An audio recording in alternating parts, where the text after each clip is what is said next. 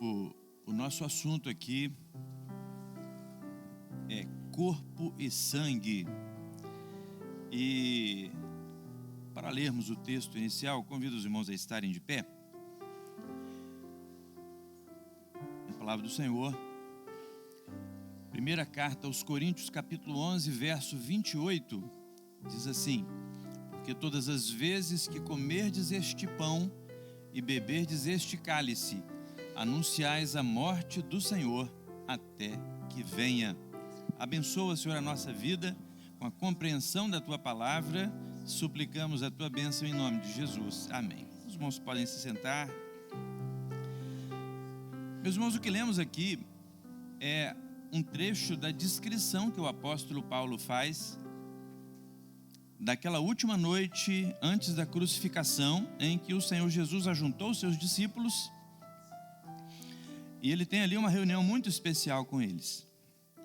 E Paulo está explicando para a igreja de Corinto que o gesto do Senhor Jesus junto aos seus discípulos, quando ele toma o pão, parte, distribui e diz: ó, isto é o meu corpo. Quando ele toma o cálice, e ali no cálice havia vinho, ele diz assim: isto é o cálice, este é o cálice do Novo Testamento no meu sangue.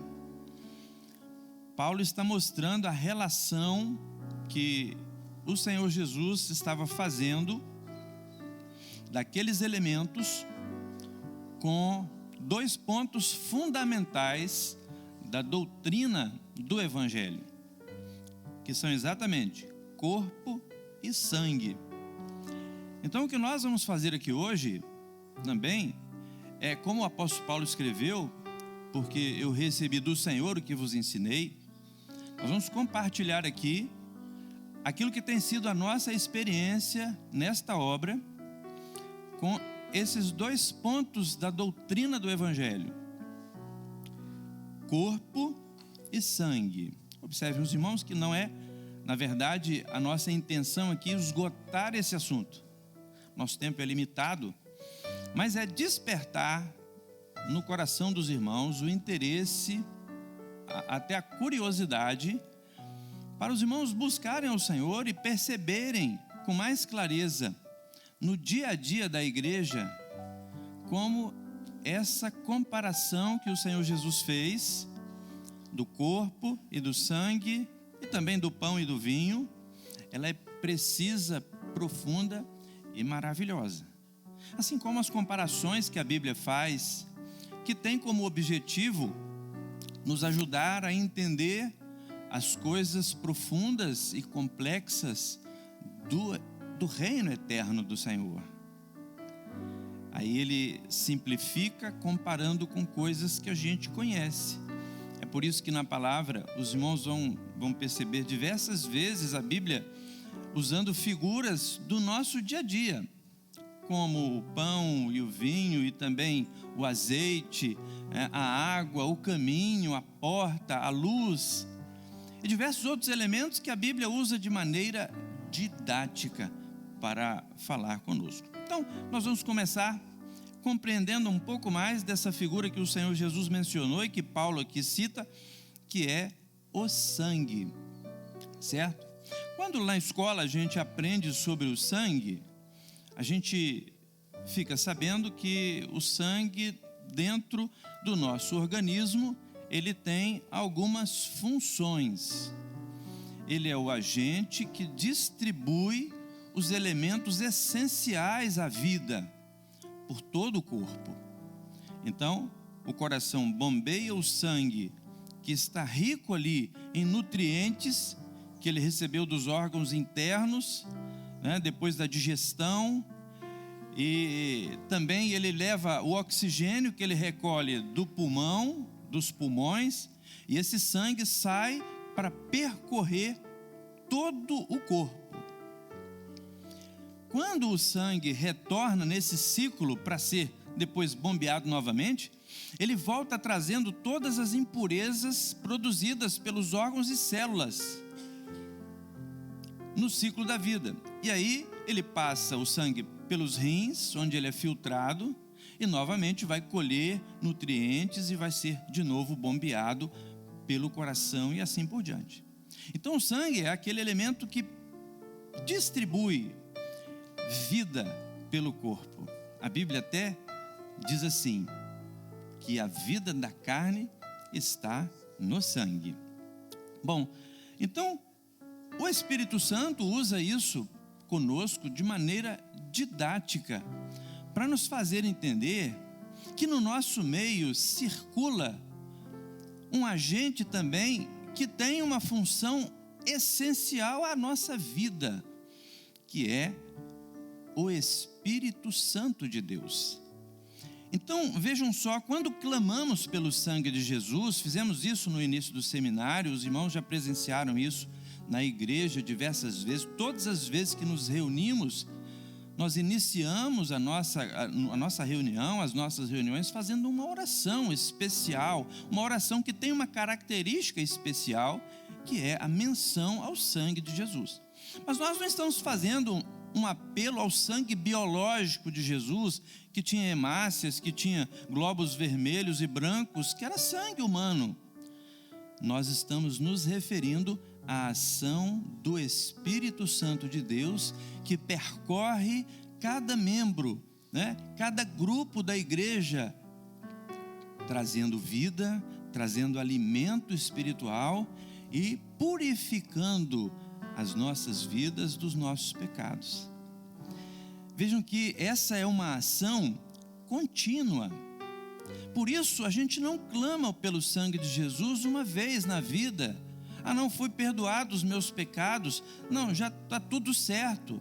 Não, a Bíblia diz, bem-aventurado aquele que lava. Não é aquele que lavou, ou aquele que vai lavar um dia, não, é aquele que lava constantemente a sua vida, as suas vestes no sangue do Cordeiro. Então, quando estamos clamando pelo sangue de Jesus, estamos clamando pela vida de Jesus. Estamos clamando pelo Espírito de Jesus, que é o Espírito Santo. Bom, então, quando o apóstolo Paulo, ele lembra as palavras do Senhor Jesus, ele lembra aquele gesto, Jesus toma o cálice com vinho e diz, este cálice é o cálice do Novo Testamento no meu sangue. Por que a figura do cálice? Na época de Jesus, na cultura daquela região, a ceia, como Jesus fez ali com os apóstolos, ela era uma refeição muito especial. Dela participavam só os mais íntimos da casa, os familiares e mais alguém a quem o dono da casa queria de alguma maneira atrair para si. Quando um homem fazia uma aliança, quando um chefe de família fazia uma aliança com alguém, ele chamava e oferecia para ele o cálice. E a partir daquele momento, daquele ato, aquele homem, aquele estrangeiro para a família, ele passava a ser considerado como parte da casa. O seu destino estava ligado ao destino daquela casa. A família estaria pronta para defendê-lo quando necessário. E ao mesmo tempo ele também estaria comprometido a defender aquela casa. Então, quando Jesus levanta o cálice diante dos seus apóstolos, e ele diz assim, olha, já não vos chamo servos, mas vos chamo amigos, e olha, aqui está, bebam dele todos, porque ele queria que todos fossem participantes, inclusive daquilo que Deus estava operando na vida, através da vida dele. Nós temos uma figura que mostra que essa não é, volta só esse slide um pouquinho, por favor. Uma pergunta importante, essa doutrina é uma nova doutrina? É uma invenção da Igreja Cristã Maranata? Não, não é. Não é. É uma doutrina que ela aparece em toda a Bíblia, desde o Velho Testamento. Desde ali a história dos nossos primeiros pais, quando para vesti-los, pois estavam nus, o Senhor, ele derrama o sangue de uma vítima inocente, tira as peles dos animais e faz para eles uma vestimenta. Dali a história da relação do homem está sempre marcada com o derramamento do sangue, Por quê? Porque a Bíblia diz que sem derramamento de sangue não há remissão de pecados. E os irmãos vão entender por quê. Essa história, esse nosso relacionamento com Deus, simbolizado e refletido ali, sinalizado no sangue, vai desde o Gênesis e percorre a Bíblia toda como um fio de escarlata, que era o sinal que o Senhor deu para que em Jericó uma mulher ali fosse salva, ela e a sua casa, um sinal que ela colocava na janela, um fio de escarlate. Aquilo apontava profeticamente para a nossa relação com Deus e pela salvação que estaria, apontada ali no derramamento do sangue. Por quê? Deus fez isso didaticamente. O Senhor vai ensinando em todo o Velho Testamento que para o homem pecador estar de novo em comunhão com Deus, alguém precisava pagar pelo pecado. O salário do pecado, diz Deus, é a morte. A alma que pecar morrerá. Deus é justo e Ele não podia transpassar esse mandamento que Ele mesmo estabeleceu. Então, mas Deus também é amoroso e misericordioso. Como é que Ele fez para conciliar isso? Ele enviou o seu filho assumiu o preço dos nossos pecados e Ele morreu em nosso lugar. Por isso a nossa dívida foi paga por Ele. E o sangue que Ele derramou é um sinal diante de Deus. Quando eu me apresento diante do Senhor e digo: Senhor, eu sou um pecador e eu não mereço a bênção do Senhor. Não há nada em mim que seja aceitável a Deus, porque eu sou todo falhas. Mas eu estou aqui em nome do Senhor Jesus Cristo. E Deus vai se lembrar do sacrifício dele, do seu Filho, e vai nos aceitar diante dele. Vamos imaginar que Deus nos livre e guarde disso, mas que o meu nome ficasse sujo na praça. E eu chegasse na loja do pastor Erli e disse: olha, eu queria comprar um colchão. E o pastor Erli ia lá, consultava o SPC e disse: olha, o seu nome está aqui e você não tem crédito, não vou vender para você. Aí eu saio da loja triste e aí eu encontro, o pastor Sérgio. O pastor Sérgio não está aqui, então eu vou encontrar o pastor Daniel. E o pastor Daniel me vê ali triste, abatido, e fala assim: o que foi? Rapaz, eu estou precisando tanto de um colchão. E eu cheguei lá na loja do Erli, e o Erli está certo, eu não mereço mesmo não, eu só fiz atrapalhada. E agora eu estou precisando do colchão, eu não tenho direito de comprar um colchão na loja dele. Aí, antigamente a gente emprestava um cheque, né? Se eu falar de cheque aqui, os mais novos nem vão saber o que é. Mas aí ele me empresta o cartão de crédito dele e me dá a senha. Olha que coisa maravilhosa, que coisa arriscada, né? E eu chego na loja do pastor Erli e falo assim: olha, eu vim comprar o colchão. Ele diz: não, mas o seu nome está sujo. Eu falei: o meu nome está sujo, mas eu vim aqui em nome do Daniel. E eu vou comprar o colchão, é ele que vai pagar. Ah, ele que vai pagar? Não, o nome do Daniel eu aceito. Quando nós chegamos diante do Senhor, o Senhor nos conhece. Ele sabe que somos falhos e imperfeitos. Nosso nome está sujo, mas nós estamos entrando em nome do Senhor Jesus. E os nossos pecados são perdoados e a bênção que necessitamos, ela é derramada sobre nós. Então isso não é uma nova doutrina. Mas por que o cálice? Explicamos sobre o cálice. Na figura seguinte, a gente tem aqui uma explicação muito interessante. No processo de fabricação do vinho, as uvas são depositadas num lugar chamado de lagar. E ali elas são pisadas e espremidas. Então é a morte da uva. Mas ela produz o vinho que representa a ressurreição, a vida. Então esse processo do vinho, ele nos faz lembrar que o Senhor Jesus foi pisado por nós. Isaías 53, ele diz: ele foi pisado, pelas suas pisaduras nós fomos sarados. Louvado seja o nome do Senhor. Então quando tomamos, quando o Senhor Jesus oferece ali o cálice, diz: bebam desse cálice. Ele está compartilhando com os seus discípulos e conosco, não da sua morte, mas da sua vida. Louvado seja o nome do Senhor. Então ele nos chamou para a vida. Então, falando sobre sangue, nós vamos falar agora sobre o corpo. E os irmãos vão se lembrar que esses dois elementos se completam. O sangue não tem sentido sem corpo, né? E o corpo sem sangue também não existe, não é corpo vivo, certo? Então, essa vida que há no sangue, e podemos dizer que é um mistério, mesmo a ciência não consegue definir vida. Se você entrar na internet e pesquisar assim, definição de vida, os cientistas não chegaram a acordo para uma definição clara de vida. A vida é um mistério.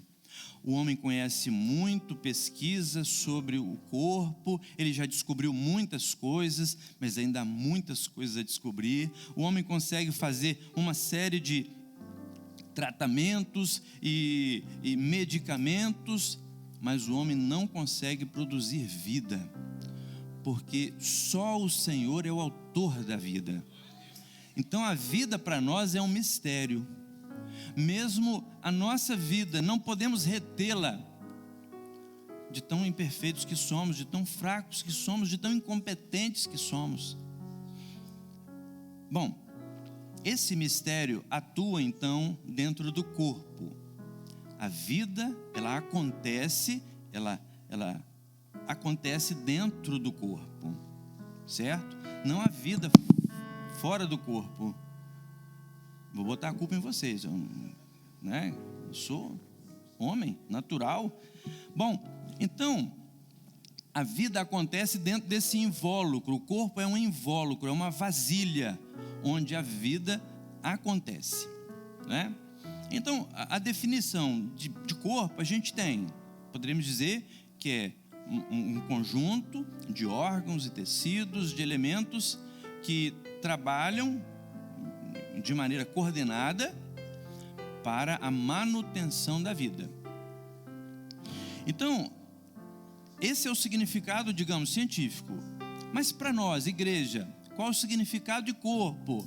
É exatamente a função didática que o Espírito Santo dá a esse elemento, ao corpo.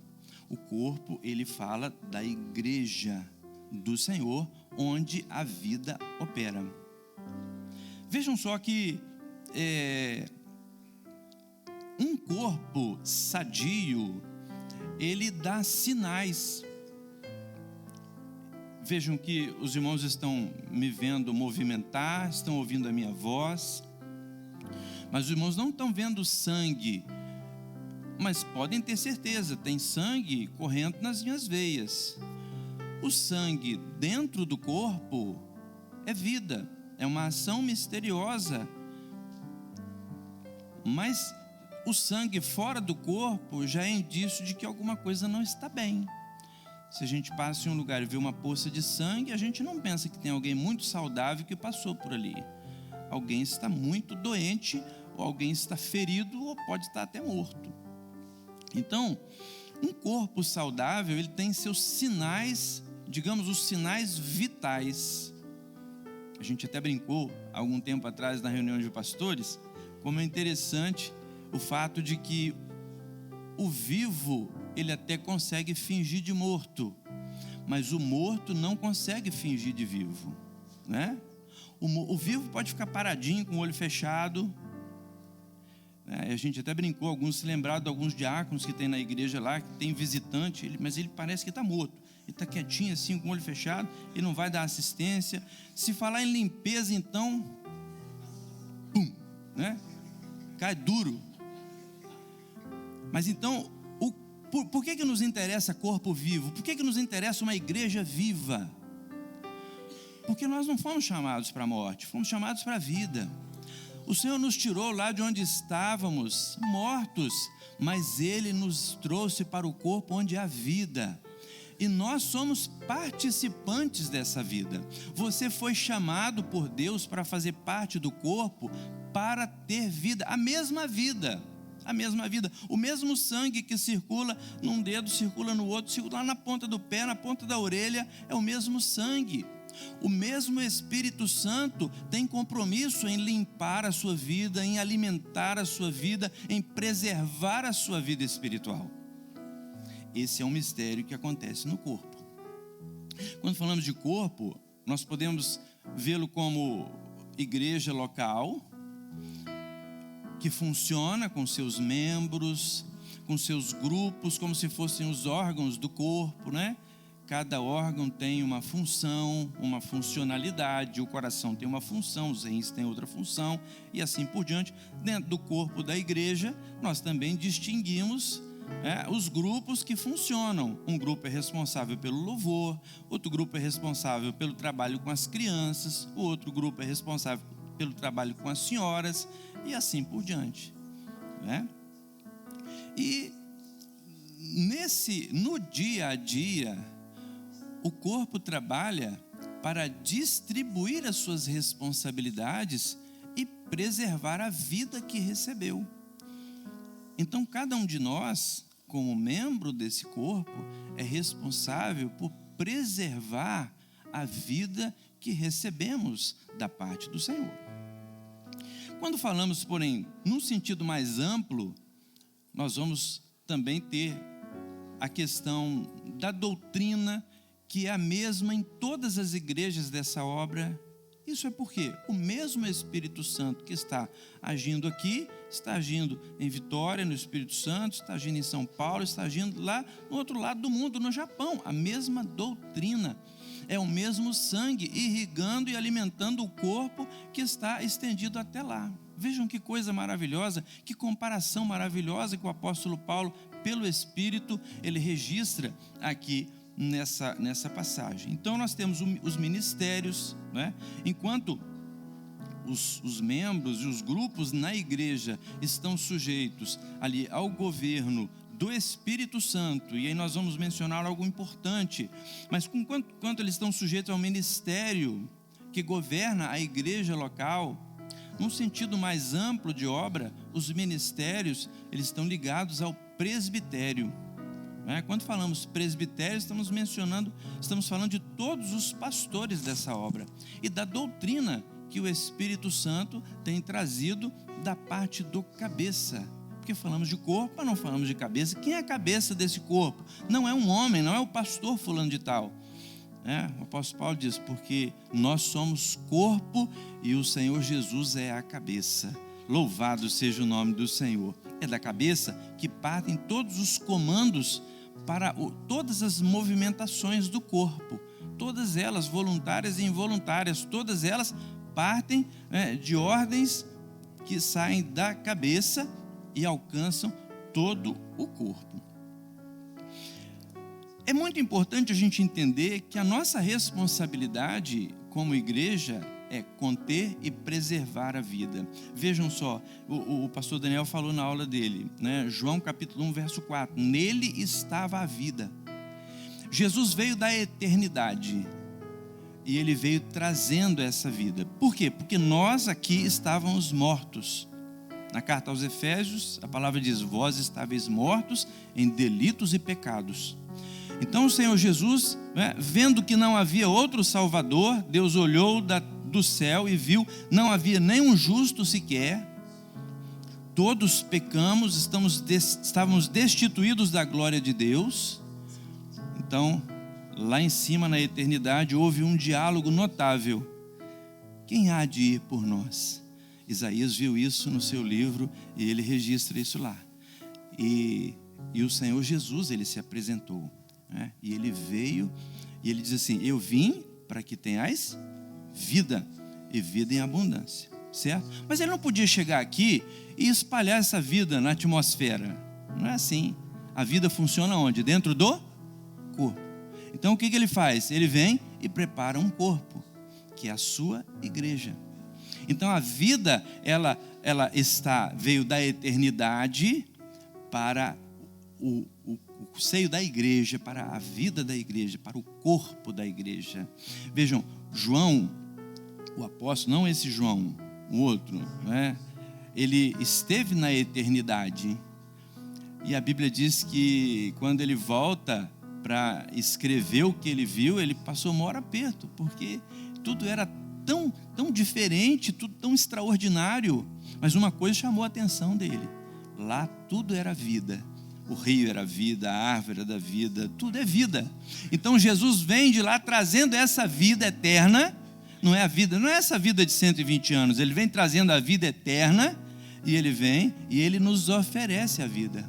Mas para eu receber essa vida, eu posso ser um membro isolado dentro de casa? Não, não posso. Eu preciso estar ligado no corpo, porque a vida acontece no corpo. Por isso eu preciso compreender a importância de viver no corpo. O Senhor me chamou para fazermos parte do corpo.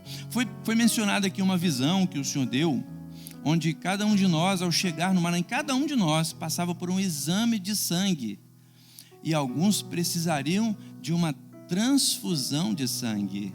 Transfusão de sangue é o que se faz quando um saudável transmite vida para um doente. Nós estávamos adoentados pelo pecado, uma doença mortal, mas o Senhor Jesus veio e trouxe a sua vida e nos deu vida em abundância. Louvado seja o nome do Senhor. Os irmãos já ouviram falar de exame de DNA? Por certo que já, não é? O exame de DNA era uma coisa desconhecida nos tempos do Senhor Jesus, lá nos tempos bíblicos. Mas ele é algo notável, não é? Algo notável. Inclusive ele fez fortuna para muita gente, né? Ratinho, muita gente assim descobriu. Nós aprendemos sobre DNA com ele, né? Mas o que é importante no exame de DNA? O exame de DNA mostra-se a compatibilidade do sangue de uma pessoa com o sangue da outra pessoa. Quando Deus, que nos conhece profundamente, quando nos apresentamos diante dele, é preciso que nós tenhamos em nós a identidade com o Espírito Santo de Deus. O Espírito Santo de Deus precisa estar circulando, agindo na minha vida, certo? Por isso, essa identidade. Por isso que temos a autoridade agora, ou o direito agora, de orar como Jesus ensinou. Agora vocês vão orar assim, ó: Pai Nosso. Antes era Pai dele, agora ele é Pai Nosso, porque temos agora a mesma consanguinidade, a mesma herança espiritual. Estamos falando de coisas espirituais. Vejam como essa figura do sangue e do corpo, ela é perfeita na sua aplicação, na nossa compreensão. Deus não te chamou para uma organização, Deus nos trouxe para um organismo vivo, que é o corpo da sua igreja. Louvado seja o nome do Senhor. Antes de encerrarmos, eu queria só mencionar aqui, irmãos, um fato corriqueiro que todo mundo aqui, eu acredito, já experimentou. Quando um de nós procura uma posição confortável para sentar, para ler ou para ver televisão, muitas vezes a gente acaba sentando de mau jeito. A gente está confortável, mas a gente não percebe, às vezes senta em cima da perna, ou se inclina em cima do braço de um jeito que a gente prejudica a circulação de sangue por aquele membro, a perna, o braço. Passado algum tempo, o que acontece? Aquela perna que ficou prejudicada porque ela não recebeu a irrigação sanguínea adequada, ela começa a se comportar meio diferente. Ela começa a ficar meio insensível, né? Começa a ter algumas sensações diferentes que o resto do corpo não tem.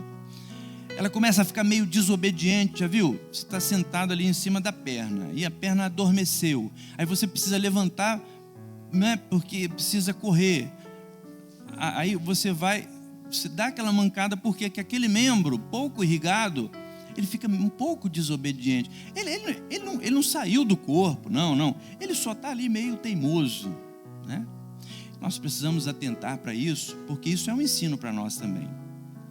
Às vezes a gente procura uma posição mais cômoda na igreja. A gente se afasta um pouco das atividades, a gente começa a não ir na reunião que era para a gente ir, num seminário, numa convocação. Tem a madrugada, a gente talvez não vai. E a limpeza, eu não vou nem falar nisso de novo não, porque, puxa vida, eu sei que eu vou aborrecer muita gente. Mas o que acontece? A gente começa, sem perceber, a receber menos da ação do Espírito Santo que está operando no corpo. E aí, nós começamos a ficar meio assim também, né? Meio insensíveis.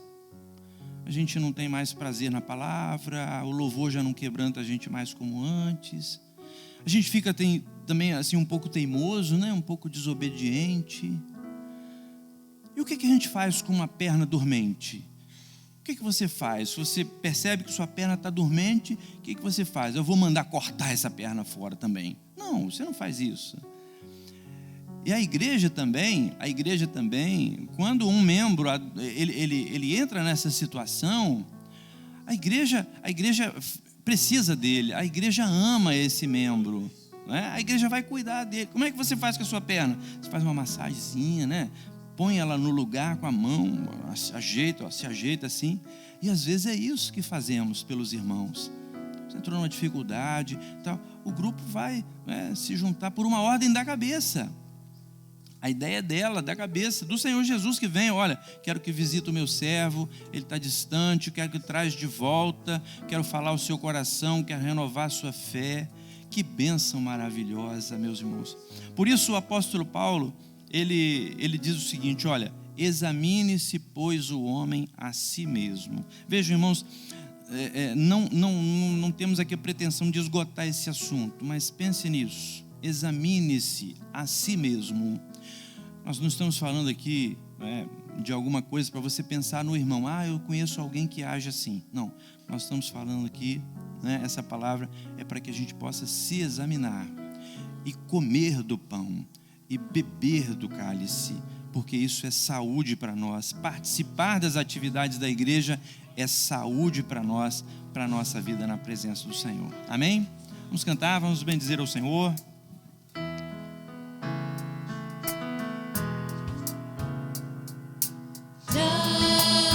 Glória a Deus. Somos um só corpo. Um só corpo, uma só mente, um coração.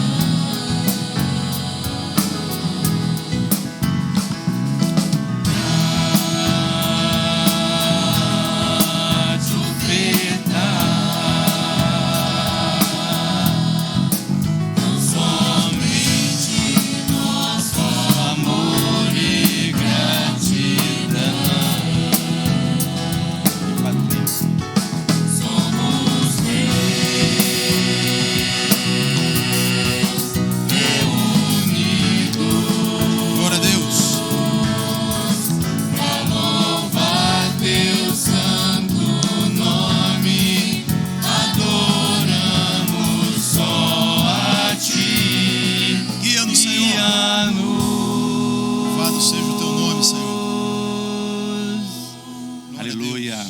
Glória a Jesus, graças a Deus. Pai do Senhor, irmãos, no transcorrer da aula, o Senhor pôde me mostrar um grande rio.